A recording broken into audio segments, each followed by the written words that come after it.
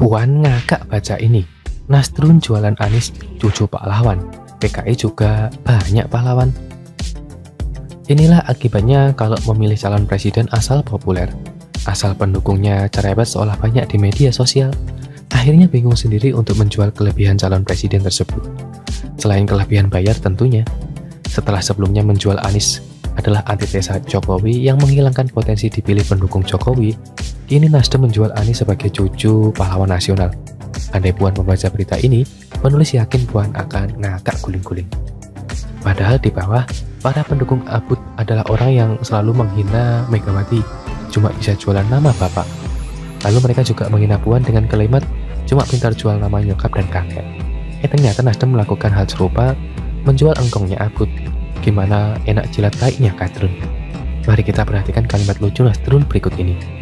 Kalau Mas Anies ini kan cucu pahlawan nasional, masa mau ragu lagi sih tentang integritasnya? Jadi kalau dia kemudian jadi musuh negara tidak juga sebetulnya.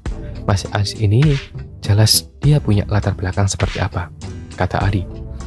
Opini penulis, kalau berbicara soal pahlawan nasional, Puan malah cucu dari proklamator. Lalu ada juga pahlawan yang aliran komunisnya seperti Tan Malaka dan Alimin. Ada juga pahlawan yang sebenarnya berjuang untuk agama.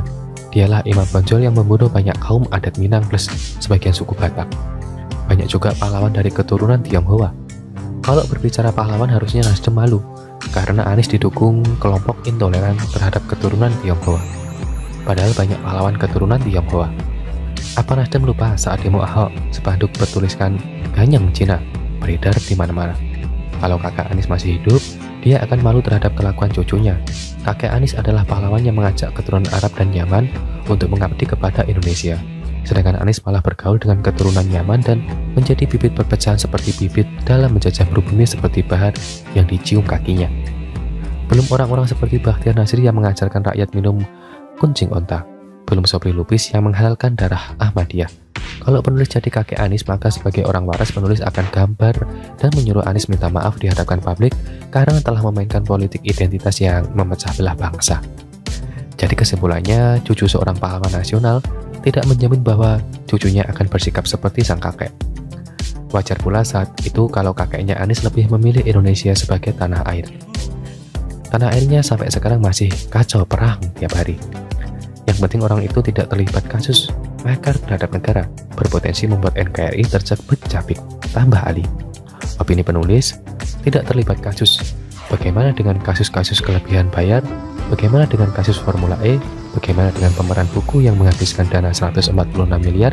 Pemeran buku yang diikati 123 rombongan, hampir setara dengan biaya kunjungan Raja Salman dengan 1.500 rombongan yang menghabiskan dana 150 miliar. Tidak terlibat kasus makar. Nasdem tidak selidiki dulu siapa-siapa saja pendukung Anies yang berusaha mereka tarik suaranya. Mereka adalah mantan HTI dan FPI, organisasi terlarang yang berusaha mengganti Pancasila dengan khilafah. Tidak berpotensi membuat NKRI tercabik-cabik. Lah kata Nasrun sendiri yang bilang kalau Anies menggunakan politik identitas untuk menang. Dialah Irma Janiago, politik identitas ini yang akhirnya membuat NKRI tercabik-cabik dan polarisasi menguat sampai saat ini. Ini menjadi bukti yang semakin nyata bahwa Nasdem asal-asalan dan sembrono memilih capres. Asal populis, asal pendukungnya berisi di media sosial tanpa melihat rekam jejak dan siapa yang berada di belakang capres pilihan Nasdem tersebut.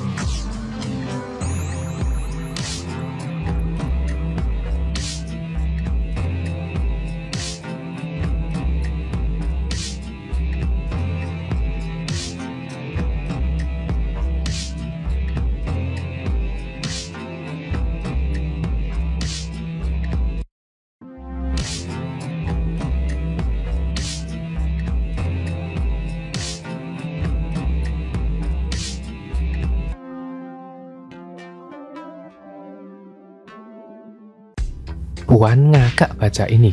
Nasrun jualan Anies, cucu pahlawan. PKI juga banyak pahlawan. Inilah akibatnya kalau memilih calon presiden asal populer.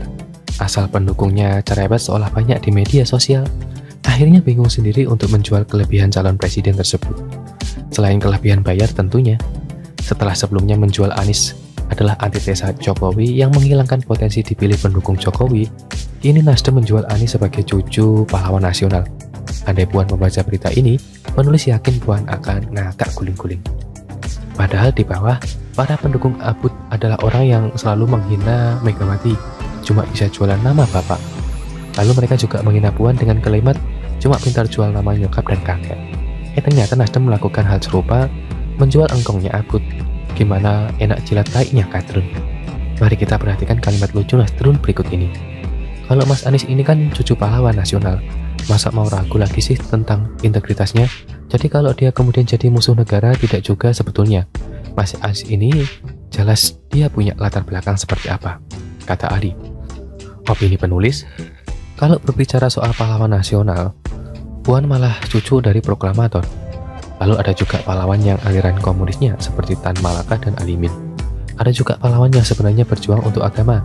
Dialah Imam Bonjol yang membunuh banyak kaum adat Minang plus sebagian suku Batak. Banyak juga pahlawan dari keturunan Tionghoa. Kalau berbicara pahlawan harusnya Nasdem malu, karena Anies didukung kelompok intoleran terhadap keturunan Tionghoa. Padahal banyak pahlawan keturunan Tionghoa. Apa Nasdem lupa saat demo Ahok, spanduk bertuliskan Ganyang Cina beredar di mana-mana. Kalau kakak Anies masih hidup, dia akan malu terhadap kelakuan cucunya. Kakek Anies adalah pahlawan yang mengajak keturunan Arab dan Yaman untuk mengabdi kepada Indonesia. Sedangkan Anies malah bergaul dengan keturunan Yaman dan menjadi bibit perpecahan seperti bibit dalam menjajah pribumi seperti bahar yang dicium kakinya. Belum orang-orang seperti Bakhtiar Nasir yang mengajarkan rakyat minum kuncing onta. Belum Sobri Lubis yang menghalalkan darah Ahmadiyah. Kalau penulis jadi kakek Anies, maka sebagai orang waras penulis akan gambar dan menyuruh Anies minta maaf di hadapan publik karena telah memainkan politik identitas yang memecah belah bangsa. Jadi kesimpulannya, cucu seorang pahlawan nasional tidak menjamin bahwa cucunya akan bersikap seperti sang kakek. Wajar pula saat itu kalau kakeknya Anies lebih memilih Indonesia sebagai tanah air. Tanah airnya sampai sekarang masih kacau perang tiap hari.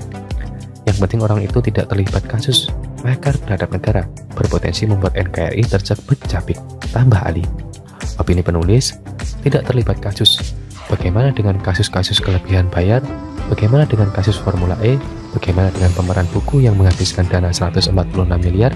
Pemeran buku yang diikati 123 rombongan, hampir setara dengan biaya kunjungan Raja Salman dengan 1.500 rombongan yang menghabiskan dana 150 miliar.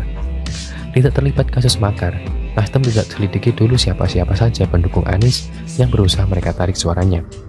Mereka adalah mantan HTI dan FPI, organisasi terlarang yang berusaha mengganti Pancasila dengan khilafah.